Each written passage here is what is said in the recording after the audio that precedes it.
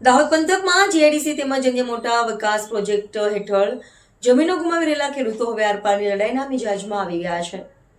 આજરોજ છાણ ગામે આદિવાસી ખેડૂત આગેવાન મુકેશભાઈ એસ ડાંગીની અધ્યક્ષતામાં જીઆઈડીસી રદ કરવા તથા વિસ્તારના અને પ્રોજેક્ટ્સના અસરગ્રસ્તોના પ્રશ્ને એક વિસ્તૃત બેઠકનું આયોજન કરવામાં આવ્યું હતું. આ બેઠકમાં મોટી સંખ્યામાં સ્થાનિક આગેવાનો અને ખેડૂતો ઉપસ્થિત રહી આગામી આંદોલનની ઉગ્ર રણનીતિ ઘડી કાઢી હતી. મીટિંગની શરૂઆતમાં જીઆઈડીસી અને અન્ય પ્રોજેક્ટ્સનો વિરોધ કરવા દરમિયાન અગાઉ અન્યાયનો ભોગ બની જેલમાં ધકેલાયેલા 7 સાહસિક વ્યક્તિઓનું કુલારથી વિશેષ સન્માન કરવામાં આવ્યું હતું.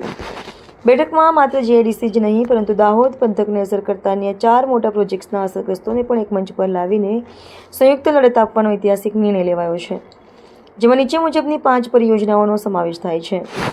જીઆઈડીસી વિસ્તારના ખેડૂતો, દિલ્હી મુંબઈ કોરિડોર હાઈવેના અસરગ્રસ્તો, ડોમેસ્ટિક એરપોર્ટના અસરગ્રસ્તો, નવીન રેલવે લાઇનના અસરગ્રસ્તો, દહેગામથી કુશલગઢ 4 લેન હાઈવેના અસરગ્રસ્તો. દાહોદ ખાતે વિશાળ સભા જાહેર અને રેલી યોજી આખરી અલ્ટિમેટમ સાથે જિલ્લા કલેક્ટરશ્રીને આવેદનપત્ર પાઠવવામાં આવશે.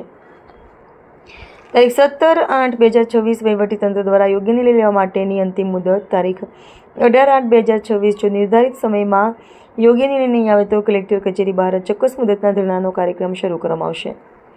ઉપરોક્ત પગલાં છતાં પણ જો ખેડૂતોના હિતમાં કોઈ નિર્ણય નહીં આવે તો ખેડૂત આગેવાન મુકેશભાઈ એસ ડાંગી દ્વારા આમરણ ઉપવાસ પર ઉતરવાનો નિર્ધાર વ્યક્ત કરવામાં આવ્યો છે.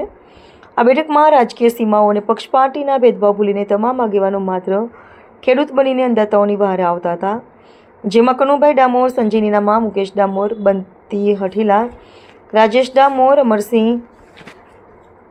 માવી, અનિલ ગરાસિયા, અર્પિત વસૈયા, જગુ સંગાડા અને મુનિયા દીપસી બારિયા અને ચીમન વસૈયા સહિત અનેક આગેવાનો ઉપસ્થિત રહી આંદોલનને મજબૂત સમર્થન જાહેર કર્યું હતું.